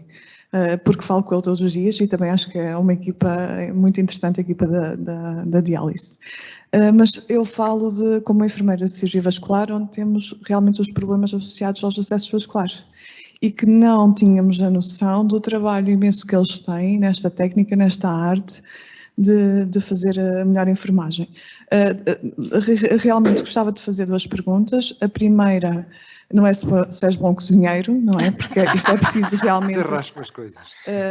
Muitos ingredientes para levar tudo até à forma, mas realmente se tens alguns dados sobre as complicações associadas aos acessos vasculares, porque a minha percepção é que tem vindo a diminuir. E também a minha percepção é que tem vindo a diminuir, não sei se fruto do teu trabalho, mas tem vindo a diminuir. Também já tinha esta percepção e agora fico feliz que nesta consulta de enfermagem tenham cada vez mais um envolvimento do doente na tomada da decisão, porque efetivamente, de há uns anos para cá, sabíamos que o doente pedia, por favor, para puncionar sempre no mesmo sítio, exatamente por causa da dor. Portanto, que a técnica tenha evoluído nesse sentido. Essa era essa minha questão a real e a outra era só brincadeira. Pronto. Em relação a isso, também dar os parabéns pela tua criatividade. Começaste por dizer que a canulação é uma arte e ciência e a criatividade e também a audácia de fazer formação numa área interessante para garantir a segurança no procedimento. Também queria te dar os parabéns por isso, porque é inovador e as estratégias inovadoras no sentido da segurança do doente são de parabenizar. Pronto, professora, foi um gosto conhecê-la e tirei muitos apontamentos. E pronto, e passo a palavra. Obrigada, Francisco. Então, não sei se respondem já. Pronto, podes responder, Rui. Entretanto, vou passando o microfone à Tânia. Obrigado pelas questões. Relativamente às complicações, temos aqui que segmentá-las. E eu apresentei isso, existem aquelas complicações imediatas e as complicações tardias. O follow-up para complicações tardias, além da investigação, é difícil, porque eu tenho muitos doentes em primeiras consultas, como vos vi ali. Resultado, o foco da consulta de enfermagem são dois, na verdade. Primeiro, aferir a maturação primária e ver se aquela fístula está ou não capaz de receber 2 agulhas de forma segura. E depois determinar a técnica de canulação. Idealmente eu deveria receber todos os doentes passado algum tempo para aferir se está a ser mantida a técnica ou não. Dado o movimento assistente, eu não comecei por fazer isso e por isso é que deu asa a estas investigações, mas neste momento a atividade cirúrgica está mais rápida que a minha consulta. Neste momento a UCA está a conceber fístulas 2 vezes por semana e eu estou a fazer consulta 1 vez por semana. Resultado, eu não consigo competir com eles. Não está fácil. Resultado, em termos de complicações, o que é que eu vou... Temos a nossa base de dados, como é natural, e vamos apresentar agora os dados para o serviço. Primeiro em contexto de serviço e depois vamos projetá-los provavelmente para o próximo Congresso Nacional. O que é que vamos aferir? Vamos aferir quais os fístulas que atingiram a maturação primária, se está ou não relacionado com a localização anatómica dela, isto é, se temos maior falência primária nas fístulas radiocefálicas, ou sim, eventualmente, temos, já sabemos que não temos tantas falências primárias nas umerocefálicas, nós costumamos dizer que a umerocefálica é a fístula fast food, isto é, facilmente se consegue fazer, facilmente está apta a ser colocada as agulhas, mas depois facilmente também fazem dilatações aneurismáticas, porque tem uma potência arterial de base muito forte e que faz com que depois da colocação, se não for criteriosa, então temos essas complicações. Resultado, em termos de complicações, neste momento, aferir só as complicações direcionadas para a maturação inicial, direcionadas para a canulação e para a manutenção da canulação. Houve no decurso da investigação, neste momento, depois já deixo com os gestores dos acessos vasculares, que eu sei que existem nas diferentes unidades da região centro, todos têm o meu contacto, todos os enfermeiros chefes das unidades da hemodiálise da região centro têm o meu contacto, então frequentemente recebo telefonemas para dizer, olha, volta-me a receber esta senhora ou este senhor para ver, porque não estamos a conseguir. Isto também revela que os colegas estão a ficar mais preocupados e despertos, tal como o Fausto falou agora, sobre estas problemáticas e é assim que se começa. E eu já consigo, não foi mérito meu, foi mérito dos colegas de lá que tiveram esse juízo clínico. Isto é, já consegui que algumas técnicas conseguissem ser implementadas em locais que nunca sequer se falavam nelas. E pronto, e é assim, mas partindo de pedra devagarinho. A segunda questão, isto tudo por causa das complicações, a segunda era de... Já passou. Deixei 2 coxas de peru no forno antes de vir para aqui. Mas a arte da canulação eu tenho, e é esse cozinheiro, vai para aí que nós queremos levar a coisa.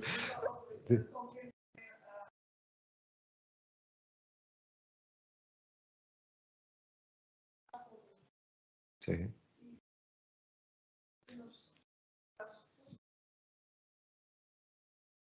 Sim, também temos alguns casos assim.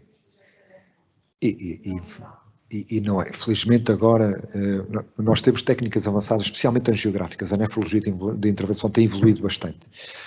Um dos temas que eu apresentei recentemente foi precisamente sobre catéteres e catéteres fim de linha, isto é, quando o doente passa de crónico a paliativo, coisa que não existia há 15 anos atrás. É quando nós temos um catéter central, que é igualzinho aos outros todos. O enfermeiro que vai manipulá-lo vê um catéter venoso central igual a todos os outros que vê nos outros doentes, ou viu naquele doente nos últimos anos, mas aquele é o último. Ele não tem mais pontos para colocar catéteres venosos centrais. Porque a técnica pela qual foi implementada foram técnicas retrógradas, que é o que existe na Surfacer, em que nós, SUC, fomos o primeiro a colocar a nível nacional, é um catéter fim de linha. E isto é algo que não só o enfermeiro tem que ter consciência que aquele doente tem, mas o doente tem que ter consciência que ele passou de terminal a paliativo. Okay? Pronto, e depois podemos falar só sobre catéteres mais tarde. Hoje é para fistas. Força.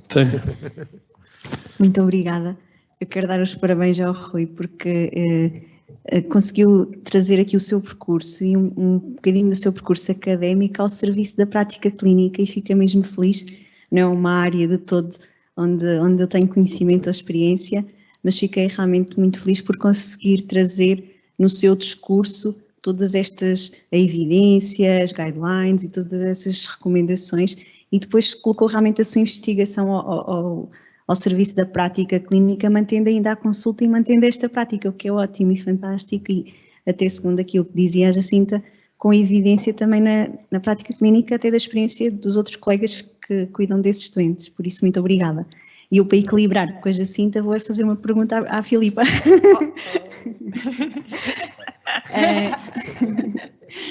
Eu quero agradecer à Filipa a capacidade que ela tem de continuarmos a aprender com ela de forma tão simples, de trazer a investigação numa linguagem tão simples e acessível até ao ponto de cozinhar, que pode ser um processo complexo, mas de nos conseguir cativar com o seu discurso. Também lhe quero agradecer alguns cruzamentos nos nossos caminhos, e tem sido fantástico aquilo que tenho aprendido contigo, e deixa-me tratar-te por tu. Sim, obrigada. A questão que eu te lanço, e é grande e é talvez muito difícil de responderes, mas fica para nós pensarmos, não é? O que é que ainda podemos fazer? O que é que há ainda para fazer e quais é que são os desafios que se colocam aos enfermeiros da prática clínica, aos investigadores e a todos, para que possamos realmente colocar as recomendações ao serviço de todos e de fácil acesso. Obrigada. Obrigada, e obrigada pelas tuas palavras, Tânia.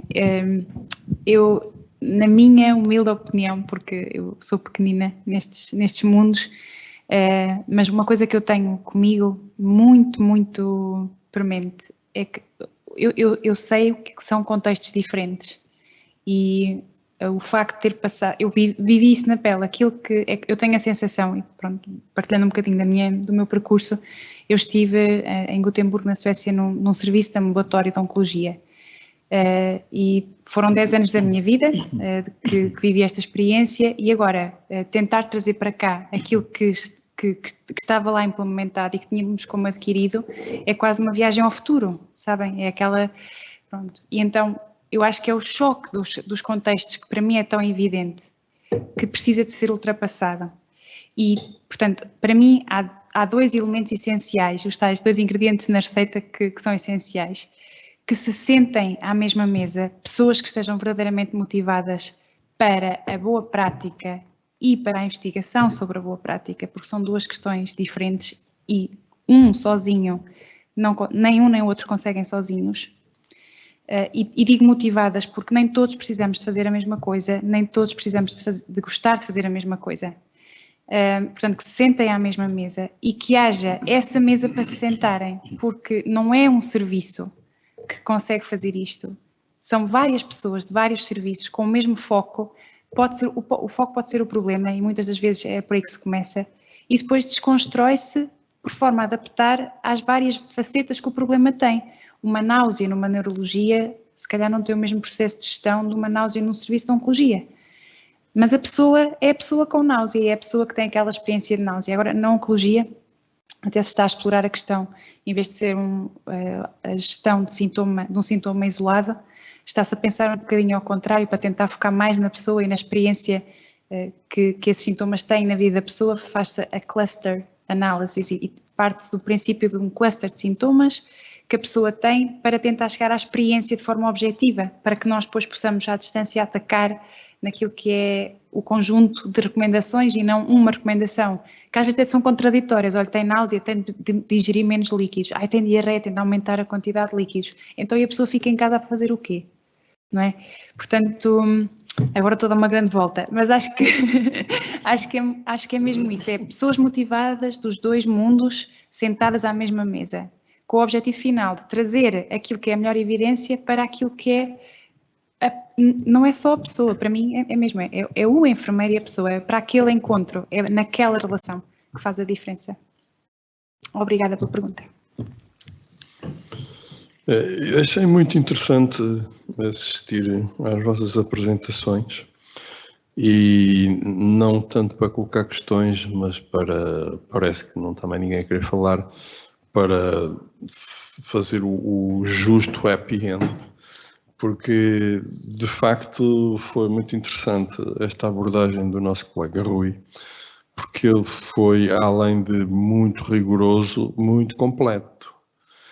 É raro que alguém que se preocupa com uma questão tão instrumental, tão técnica, se preocupe com o processo de pensamento de enfermagem. E chama o gajo e diz, olha, venham cá, que eu também quero traduzir isto em termos documentais, da maneira certa, e com um bom pensamento de enfermagem subjacente. Ele fez isso tudo. E em termos de metodologia, o rigor e o fechar de ciclo, não é? Ele fechou o ciclo, completou o processo. Ele preocupou-se com os focos de atenção, ele preocupou-se com a formação, ele preocupou-se com o equipamento, ele preocupou-se com a oferta de recursos aos doentes, ele fechou o ciclo. E, portanto, montou uma resposta muito completa, muito significativa em termos de ganhos em saúde, qualidade de vida destes doentes e de assessoria aos colegas e que não podemos aqui deixar de enaltecer.